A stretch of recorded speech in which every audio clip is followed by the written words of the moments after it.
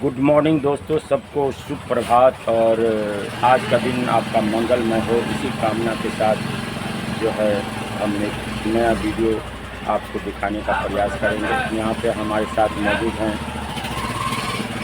Professor Gauhar साहब, और बहुत ही ज्ञान की बातें ये जानते हैं, मिथिलांचल के बारे में जानते हैं और अपने धर्म के बारे में भी वो बहुत कुछ जानते हैं। उनसे ही जानेंगे कि मुहर्रम क्या है, मुहर्रम के बारे में उनसे जान के आप तक पहुंचाएंगे कि ये पर्व क्यों मनाया जाता है।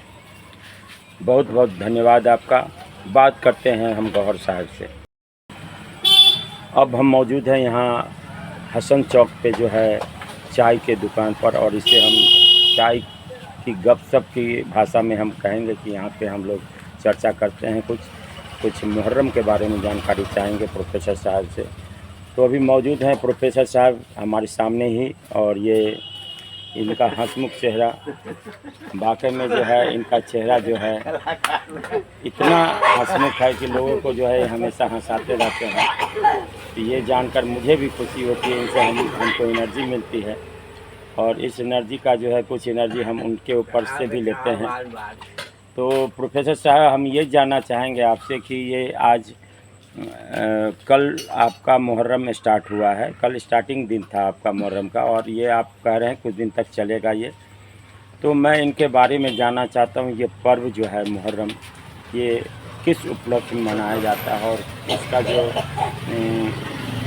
ऐतिहासिक जीवन रहा है, इसके बारे में आप संक्षिप्त में प्रकाश डालें तो हमें बहुत ही अच्छा लगेगा। प्रोफेसर साहब बताइए कि ये मुहर्रम पर्व आप किस रूप में मनाते हैं और कैसे मनाते हैं। सच तो यह है कि हमारे भारत की सभ्यता और संस्कृति मिश्रित सभ्यता और संस्कृति का द्योतक हमारा भारत रहा है, और इस्लामिक कैलेंडर के अनुरूप मुहर्रम जो है वो माह साल वर्ष का प्रथम दिन होता है, और वहीं से वो माह शुरू होता है। ऐसी इस्लामिक मान्यताएं हैं। लेकिन जहाँ तक अशोक बाबू आपने एक प्रश्न कर दिया है मुहर्रम, जब हम वेदों का अवलोकन करते हैं तो मुहर्रम की चर्चा ऋग्वेद और अथर्ववेद में भी देखने को मिलता है। और इसका जो है डे ऑफ 10th यानी 10वीं मुहर्रम, ये केवल मुस्लिम धर्म में ही नहीं अपितु हिंदू धर्म में भी इसकी महत्वता है। और डे ऑफ 10th जो है वो विजय का द्योतक रहा है। हमारी परंपरा रही है कि सत्य और असत्य, सत्य पर हमेशा असत्य वाले हावी रहे, और उसका नाश करने के लिए यही डे ऑफ 10th है जो हम लोग विजयादशमी मनाते हैं।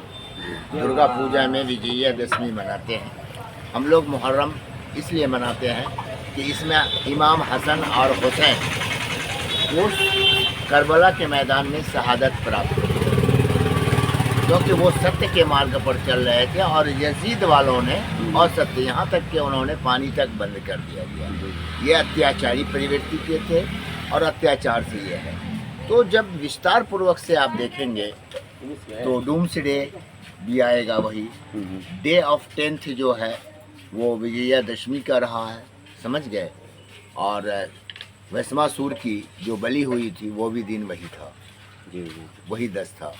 अशोक बाबू, आज इतना ही रहने दीजिए, इस पर मैं विस्तार पूर्वक बाद में चर्चा करूँ। चलिए, बहुत बहुत धन्यवाद आपका, जो है आपने संक्षिप्त में इतना अच्छी बात बताई हमको, और ये जानकर जो है हमें बहुत खुशी हुई कि ये जो है असत्य पर सत्य की जीत का जो ये बात सभी धर्मों में आता है। जैसे हम दशमी मनाते हैं दुर्गा पूजा में विजयदशमी, उसी तरह आप में भी जो है ये मुहर्रम का पर्व जो है असत्य पे जीत की जो है जो दशमी मनाया जाता है, ये एक तरह से सिमिलर है हिंदू धर्म और मुस्लिम धर्म में। तो हमें ये जानकर जो है गौहर साहब बहुत ही अच्छा लगा। साथ में हम थोड़ा सा और जानना चाहेंगे, ये इस पर थोड़ा प्रकाश डालें कि ये आज का मुहर्रम जो युवा मनाते हैं और पूर्व में जो है ना सो आप लोग मनाते थे, ये दोनों में डिफरेंसेस क्या है, इसमें आप कुछ संक्षिप्त में प्रकाश डाल सकते हैं। देखिए, वर्तमान समय में मुहर्रम के प्रारूप को बदल दिया गया है। पहले नारा लगाते थे या हुसैन या हुसैन, और अब कहते हैं या अली। समझ गए। इस तरह से अशोक जी आपने बहुत अच्छी बात कहा है।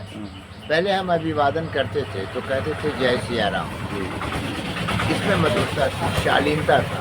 अब कहते हैं जय श्री राम, इसमें जो है उत्तेजना है। तो आजकल के युवा पीढ़ी जो है नशा का प्रयोग अधिक करते हैं, मुहर्रम के जुलूस में जाते हैं तो वो फैंसी ग्रेल या टैबलेट का प्रयोग करते हैं और अपनी शक्ति का प्रदर्शन करते हैं, जो गलत है। मुहर्रम मातम मनाने की है, गम का महीना है, गम ये करना चाहिए, रोज़ा रखना चाहिए, पैतृक आत्मा की शांति के लिए प्रार्थना करना। तो ये युवा को आप जो है क्या संदेश देना चाहते हैं? हम युवा से आग्रह करना चाहते हैं कि मुहर्रम को मुहर्रम की तरह मनाएं, न कि इससे दूसरी तरफ मैसेज गलत जाए, ये नहीं है।